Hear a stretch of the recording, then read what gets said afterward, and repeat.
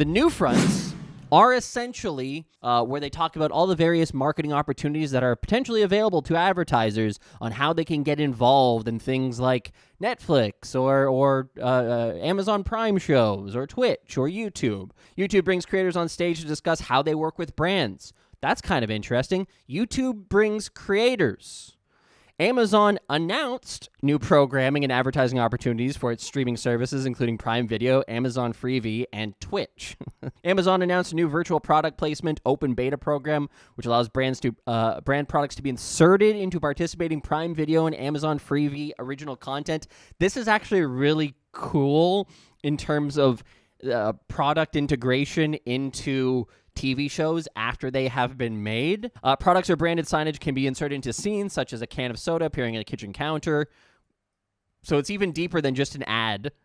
A can of soda can appear on a kitchen counter or a billboard on a building in the background. Twitch highlighted a few newer options to advertisers to embed themselves into the live streaming platform. Interactive live shopping show PogPicks, an upcoming live unboxing show Drops with Swag. Swag is obviously a streamer on Twitch. Are two live shopping related programs hosted by popular Twitch streamers where brands can have their products featured in these episodes. Now, the curious thing that I have about both of these shows is that neither of them are designed with an audience in mind other than advertisers, right?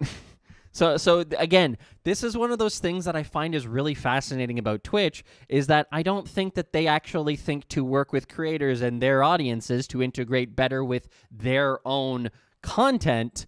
They create shows like can we find PogPicks? PogPicks. It's still on Twitch somewhere. Yeah, here. We've got a video. I like the people who are involved, like the hosts, but who's watching this? Who's just like, oh, guys, guess what? It's time for QVC PogPicks. Oh, it's like, I don't think anybody's actually looking forward to a show. And these are one-off shows. And so, like, I don't know who the audience is for this. I don't know who the audience is. And like, yeah, like putting Technique in here and putting other content creators as hosts is fantastic for them because they're going to get a paycheck out of it. And so I'm glad to hear that. Like, I'm always glad to see when creators are getting paid. I just don't know who the target audience and why your big pitch to advertisers, guys, we have PogPicks. Are two live shopping related programs hosted by popular Twitch streamers where brands can have their products featured in these episodes in giveaways or in shoppable chat boxes, for example. Like a Twitch QVC, said Sarah Ios, Twitch's head of sales of America. Another new option is for Twitch with Twitch, in which brands will be able to sponsor specific creator-produced programming. In some cases, I'm not an advertiser. Marketing background, but it just feels like a lot of these ideas are kind of, it feels like, and again, no offense to the people who work in marketing at Twitch. No offense. Like, this is the thing that I hate when I do this, when I talk about this kind of stuff, is like, there's obviously a lot of talented and great people who work at Twitch. I have lots of conversations with them. They're decent people. They're nice people. I have no personal issue with any of them. They're all great. It doesn't feel like these things are pushing the narrative into being something unique and special that advertising, like, oh, I've never heard of that before. Like the same way that I was like blown away or like intrigued by virtual product placement. Why is that not being developed for streamers to be able to say, hey, in your back, like, here's an idea. Why is Twitch not saying to streamers, hey, you have an amazing background, you've got all of your different little figurines in the background, you have a picture of you, got the Twitch logo and everything. Can you put this little green square in the back? And our digital services will automatically put a little ad on there that you're going to get a better cut of because it's going to be completely built into your stream, unskippable. It's background content. It changes once per stream, so the stream ends and a new one goes on. Like, why is that not being discussed? Why is that not? And that's me just spitballing an idea here. Doesn't that seem like a way to be able to do virtual product placement into streamers' content in a way that actually works with creators? Twitch also discussed its co-op drops program to sponsor drops, an existing Twitch experience where in-game rewards are granted to viewers for watching streams on Twitch. Adobe was the first brand to test the program in March through a series of sponsored streams with 6 Twitch creators playing Amazon's game New World, which received 3.1 million total views at launch. So I did want to point this out, because this was one article in DigiDay, and just kind of highlighted the overalls of it. And this was on May 3rd, so this is yesterday. Now, I did see this. Constance Knight, the senior vice president of global creators at Twitch. Senior vice president of creators at Twitch. That's a pretty nice title. That's a pretty good title. It's a shame that that no creator has ever seen her speak to the community. I loved speaking with Alex Lee of DigiDay during the NewFronts about Twitch's ongoing commitment to support creators of all sizes. Now, if you're in a job where you are the senior vice president of global creators, your ongoing commitment to support creators of all sizes is that's kind of probably what the job actually is. Unfortunately, we're going to have to call an emergency meeting because something is sus about this, because I don't believe a word of it. I did end up quote tweeting this and saying, why is it you can speak to websites whose target audience is advertisers and marketers, but cannot speak with the community at large about this commitment to creators? Just a point of confusion.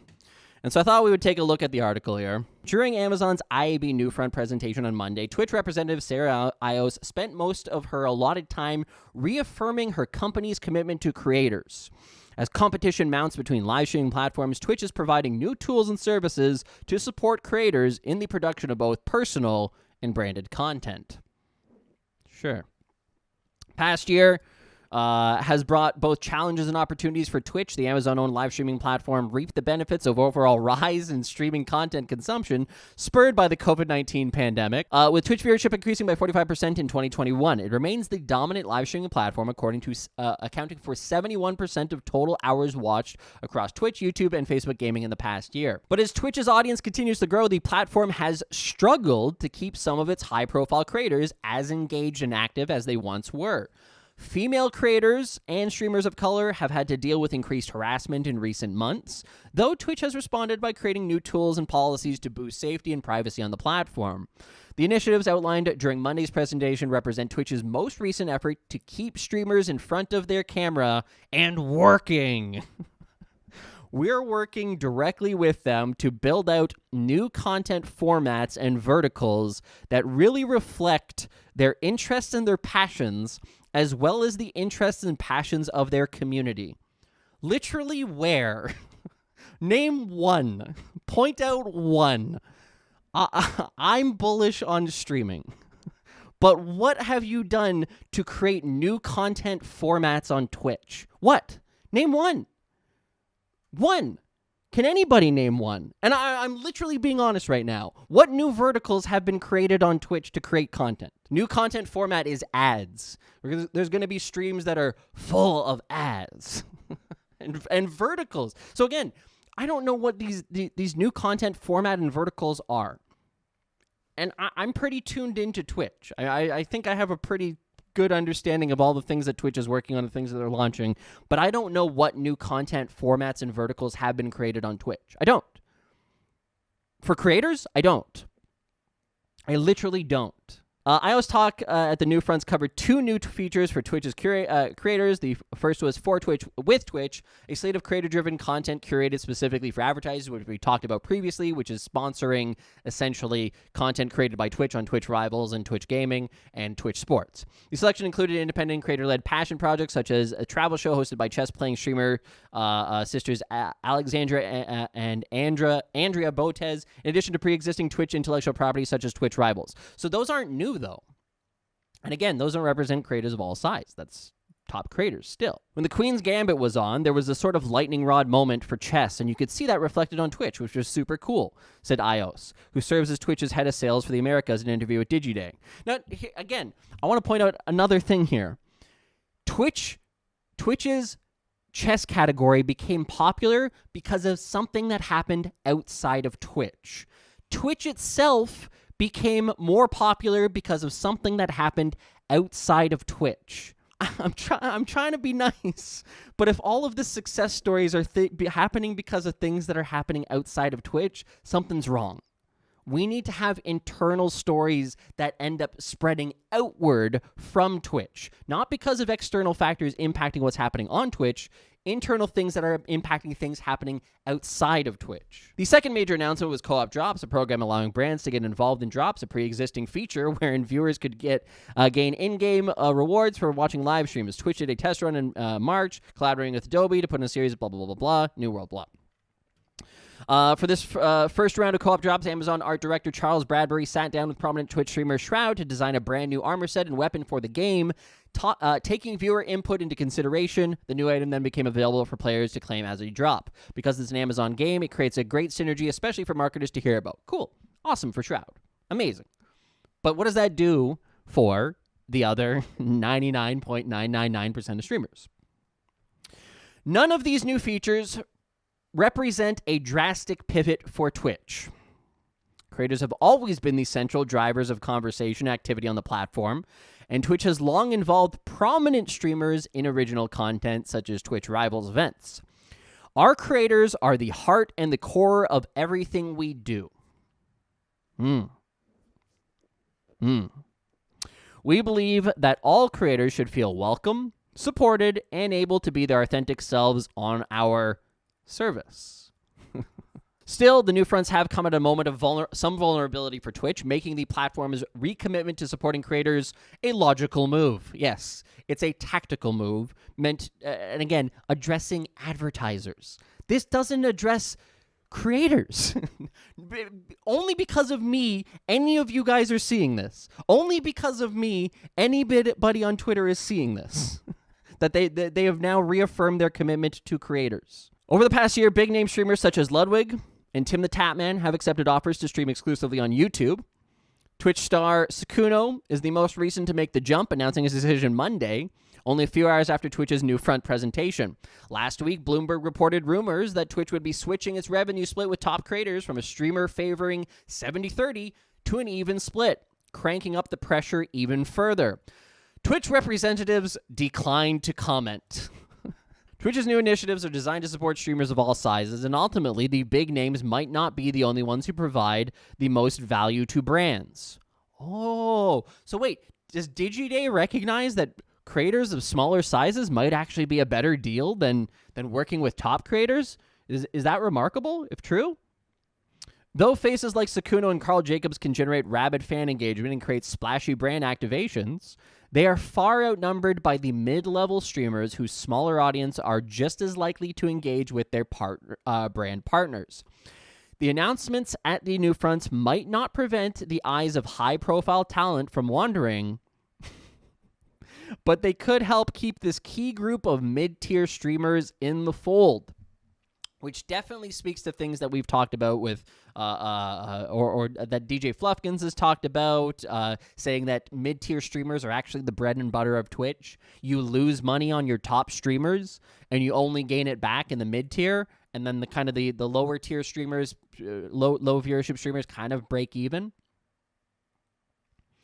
What is the value of one creator who has 1 million views? Could you get 10,000 creators with 100 views, says Jason Krebs, Chief Business Officer of live streaming tool and service provider Stream Elements. You have the opportunity to scale an audience now with the technology with hundreds of thousands of creators at a time, and that is new to the advertising community. So Stream Elements gets it. Stream Elements understands that the benefits of working directly with creators, and if you look at any of Stream Elements' marketing campaigns, they do pay well, reasonably, and put more money into creators' pockets of all sizes. My literal my alt account that has 30 followers on it, and I've streamed on once, got an offer to do a thing that if I sold, I'd make $125. I only had to sell one HelloFresh, $125. my whole thing when I criticize Twitch and all these things that they're saying the right things. They've been saying the right things for years, but they don't follow through with action. They don't actually work with the community. They don't communicate with the community. Why is the senior vice president of global creators openly chatting with Alex Lee of DigiDay, whose audience is for advertisers and marketers, and yet literally no one, when you factor in how many people have actually met her versus the total number of streamers on Twitch, it ends up becoming a rounding error, have met her. 0%. 0%. Actions versus words. And I'm tired of words. I really am tired of words. And I would really like to see some action that actually helps creators. Hey, if you enjoyed this video, make sure you click like, click subscribe up there, and then watch this video. What else you got to do? You're on YouTube anyways. You might as well watch something else. It's right there.